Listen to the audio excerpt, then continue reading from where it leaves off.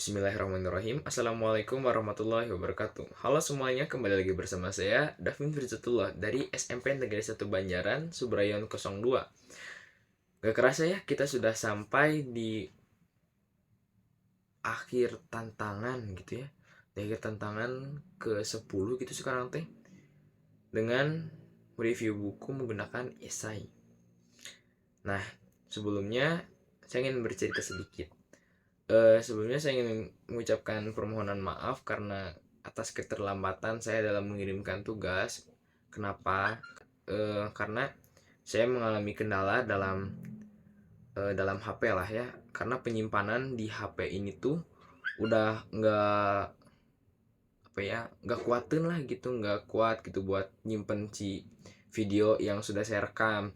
Dan waktu mau nge-upload ke YouTube-nya juga gak tau kenapa tiba-tiba nggak bisa gitu. Jadi sampai sekarang masih tetap gak bisa, nggak tahu nih video ini nggak tahu bisa nggak tahu enggak. Nah, baik, jadi di sini saya tuh eh, akan mereview buku Sang Pemimpin dari Yasir hingga George Washington yang ditulis oleh Reddy Susanto. Nah, buku Sang Pemimpin merupakan pengantar untuk mengenal tokoh-tokoh pemimpin yang berkiprah dalam bidang politik di negara atau wilayahnya masing-masing. Mereka itu sebagian besar adalah para pemimpin perjuangan kemerdekaan di negara-negara Asia dan Afrika yang bermunculan setelah Perang Dunia Kedua pada tahun 1939 hingga tahun 1945. Sebagian lagi merupakan tokoh pergerakan nasional dari masa yang lebih awal di negara mereka masing-masing. Nah, jadi di buku ini tuh banyak sekali ya tokoh-tokohnya tuh yang wah, hebat-hebat lah gitu ya.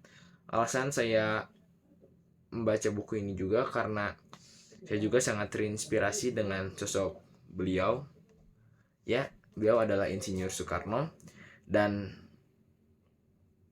ketika saya melihat covernya itu langsung tertarik dan tertuju kepada beliau. Dan akhirnya yang akan kita bahas pun adalah bab yang bukan bab sih, apa ya, halaman yang menceritakan tentang Soekarno, Presiden Indonesia. Siapa sih yang gak kenal Soekarno? Nah, baik, kita langsung mulai aja ya. Soekarno, pemimpin terkemuka Gerakan Nasionalis Indonesia. Soekarno lahir pada 6 Juni 1901 di Blitar, Indonesia, dan telah menerima pendidikan tinggi di Sekolah Teknik Tinggi di Bandung. Kini adalah ITB. Meskipun memiliki latar belakang teknik, ia terpikat oleh ide-ide nasionalisme. Pada tahun 1927, Soekarno mendirikan Partai Nasional Indonesia atau disingkat sebagai PNI dan menerapkan sikap non-kooperasi dengan Belanda yang mengakibatkan beberapa kali penahanan. Selama pendudukan Jepang, ia bekerja sama dengan Jepang untuk mempromosikan cita-cita nasional Indonesia. Nah, lalu Soekarno dan Muhammad Hatta memproklamasikan kemerdekaan Indonesia pada Agustus 1945. Mereka kemudian menjadi presiden dan wakil presiden pertama Indonesia. Mereka terlibat dalam perjuangan melawan Belanda, dan saat Belanda mengakui kedaulatan Indonesia pada tahun 1949, Soekarno dipulihkan sebagai presiden.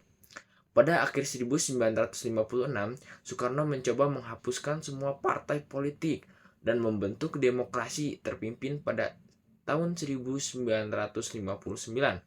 Ia juga mencoba menerapkan konsep 3 pilar kekuatan bangsa, Nasakom atau disingkat sebagai nasionalis, agama, dan komunis. Namun, krisis ekonomi dan politik terus meningkat di dalam negeri. Soekarno bersikap curiga terhadap AS dan Barat memimpin negara-negara baru melawan kekuatan kolonial. Dia berhasil memperoleh Iran Barat dari Belanda dan menyatakan konfrontasi dengan Federasi Malaysia. Soekarno juga menjadi salah satu pemimpin negara non-blok yang paling berkemuka.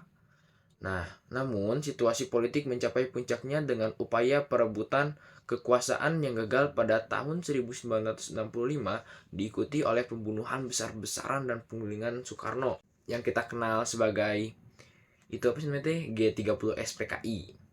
Nah, Soeharto pun menggantikannya sebagai pemimpin. Nah, jadi kesimpulannya, Soekarno adalah pemimpin nasionalis Indonesia yang mendukung kemerdekaan negaranya dari penjajahan. Nah, dia terlibat dalam berbagai peristiwa sejarah Indonesia, termasuk proklamasi kemerdekaan dan perjuangan melawan Belanda. Namun, kebijakan politiknya yang kompleks dan hubungannya dengan negara-negara lain seperti Jepang dan Amerika Serikat memicu perubahan politik dan akhirnya penggulingannya dari kekuasaan. Meskipun kontroversial, Soekarno tetap menjadi salah satu tokoh berpengaruh dalam sejarah Indonesia. Nah, mungkin segitu saja yang dapat saya sampaikan. Mohon maaf bila ada salah kata. Akhirul kalam, wassalamualaikum warahmatullahi wabarakatuh.